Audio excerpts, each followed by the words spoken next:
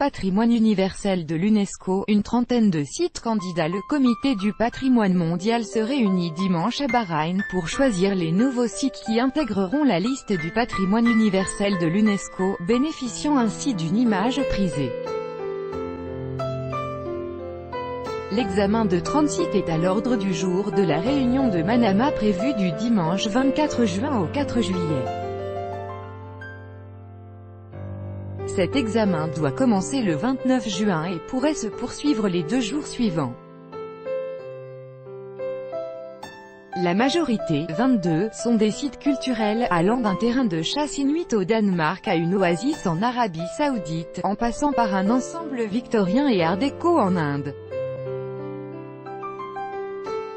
5 sont des sites naturels et 3 mélangent les deux caractéristiques. L'enjeu n'est pas mince pour les postulants, l'inscription les classe au nombre des patrimoines d'une valeur exceptionnelle, de nature à attirer les touristes, en sud-aide financière éventuellement possible. Mais elle suppose aussi des efforts pour maintenir l'intégrité du bien, résister à l'urbanisation, conserver les écosystèmes etc. Fair expose à un retrait de la liste. Un tel retrait a eu au moins 2 précédents mais reste rarissime. Grave impact d'un barrage. La barrière de corail du Belize, deuxième plus grande au monde après l'Australie, devrait sortir de la liste du patrimoine mondial en péril, où elle figure depuis 2009, grâce aux mesures prises et notamment à la dernière, fin 2017, l'abandon de l'exploitation du pétrole en mer. Au Kenya, le lac Turkana pourrait à l'inverse être estampillé « en péril » après la construction d'un barrage en Éthiopie qui a eu un grave impact, souligne Téton à l'UNESCO. JIB3, le barrage hydroélectrique le plus haut d'Afrique, 243 mètres, inauguré par l'Éthiopie fin 2016, a été construit à plusieurs centaines de kilomètres au nord sur l'Omo, affluent éthiopien du lac Turkana, faisant baisser le niveau du lac et interrompant les crues saisonnières essentielles au cycle de reproduction des poissons. La réunion de Bahreïn devrait aussi servir à lever des fonds pour une institution aux abois.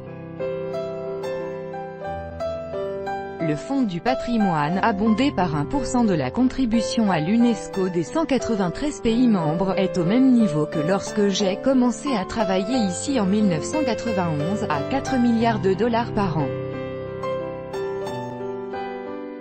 À l'époque, c'était pour 250 sites, aujourd'hui, 1073, a souligné Madame Rossler. La situation est très grave, a estimé la responsable dont une des activités consiste à chercher des fonds extra-budgétaires.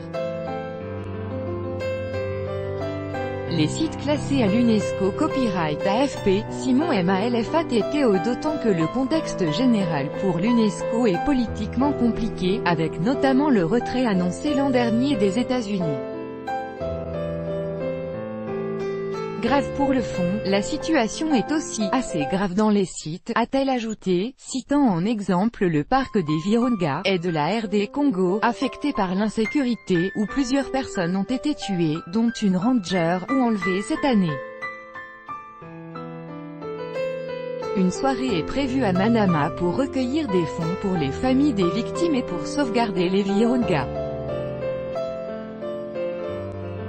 C'est une bonne occasion, c'est le plus grand comité qu'on a à l'UNESCO. L'an dernier, 3000 personnes s'étaient inscrites pour la 41e session à Cracovie, Pologne.